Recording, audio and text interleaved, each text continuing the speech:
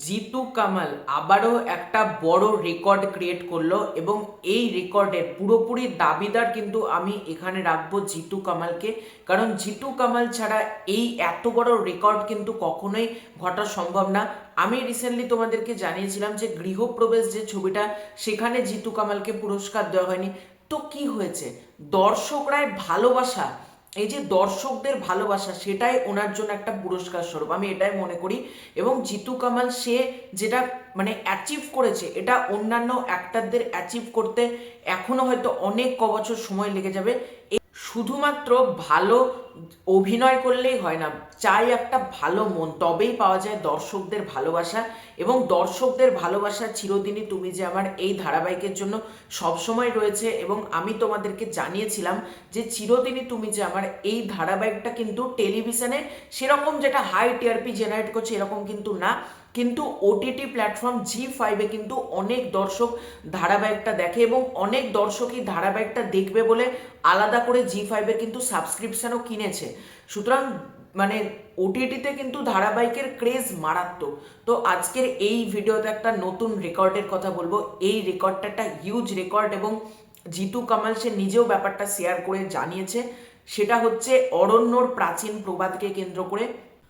তার আগে তোমরা একটা কমেন্ট করো, এই যে জি5-এ অরণ্যর প্রাচীন প্রবাদ ছবিটা এসেছে, তোমরা কারা কারা দেখেছো ছবিটা, জি5 থেকে কারা কারা এই ছবিটা দেখেছো। এবং অনেক দর্শক আমি এটাও জানি এই ছবিটা দেখার জন্য কিন্তু জি5-এর সাবস্ক্রিপশনও কিনেছিল।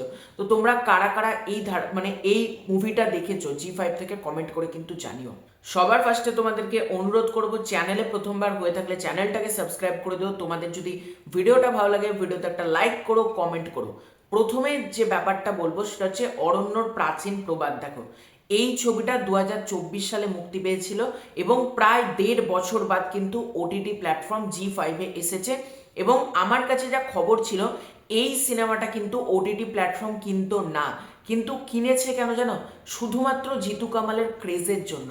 আজকে সেই প্রোডাকশন হাউসটা নতুন এবং এই ছবিটা কিন্তু বক্স অফিসে বিশাল বড় একটা ব্লকবাস্টার এরকম কিন্তু না। এবং ওটিটি প্ল্যাটফর্ম কিন্তু অনেক ব্লকবাস্টার ছবিরও রাইটস কেনে না, কিন্তু এই ছবিটার রাইটস কিনেছে তারা এই কারণে, কারণ এই ছবিটা জিতু কামাল রয়েছে এবং তার একটা যেহেতু ফ্যান বেস রয়েছে, তার কথা মাথায় রেখেই কিন্তু এই ছবিটা ওটিটি রাইটস বিক্রি হয় এবং ওটিটি প্ল্যাটফর্ম জি5 তারা এই রাইটসটা কেনে। কারণ তোমরা জানো চিরদিনই তুমি তুমি যে আমার, এটা আমি তোমাদেরকে জানিয়েছিলাম, জি5-এ কিন্তু মারাত্মক ভিউয়ারশিপ জেনারেট করে এবং প্রায় সব সময়তেই কিন্তু ধারাবাহিকটা ট্রেন্ডিংয়ে থাকে।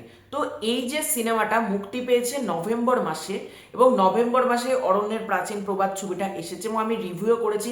ছবিটা এক কথায় বেশ ভালো হয়েছে। শিলাজিৎ রয়েছে, এদিকে তোমার রাফিয়াত রাশিদ মিথিলা রয়েছে এই প্রজেক্টে, সায়ন রয়েছে, আরজে সায়ন, এবং ছবিটা কিন্তু বেশ ভালো একটা ছবি। তো এই ছবিটা জি5 থেকে ভিউজ পেয়েছে 9 মিলিয়ন মিনিটসেরও বেশি। এটা ভাবতে পারছো, একটা সিনেমা 9 মিলিয়ন মিনিটসেরও বেশি ভিউজ পেয়েছে। এই ভিউজটা আনব্রেকেবল, আনবিটেবল।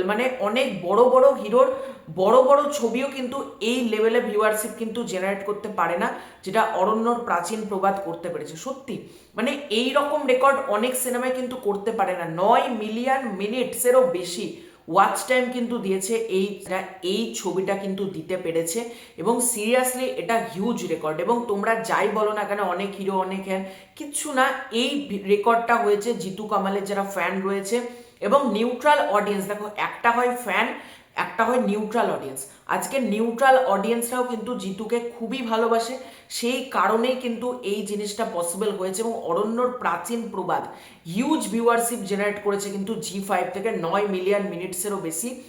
একটা সিনেমা, ভাবতে পারছো, এত বড় রেকর্ড কিন্তু ওটিটি প্ল্যাটফর্মে করে দিল। এবং তারা কেন কিনবে না জিতু কামালের সিনেমা, তোমরাই বলো না। আর জিতু কামাল, তোমাদেরকে এটাও জানিয়ে রাখি, তিনি কিন্তু টেলিভিশন সিরিয়ালে সব থেকে বেশি পারিশ্রমিক পাওয়া একজন নায়ক। এবং তাকে এও রিকোয়েস্ট করা হয়েছে জি বাংলার তরফ থেকে, আমার কাছে খবর আছে, যে চিরদিনই তুমি যে আমার এই ধারাবাহিকটা শেষ হয়ে গেলে আর একটা অন্য ধারাবাহিক করার জন্য। এবার জিতু কামাল তোমরা প্রত্যেকেই জানো, সে ধারাবাহিক করতে আর চাইছে না, সে এখন সিনেমা সিরিজের প্রতি ফোকাস রাখতে চাইছে।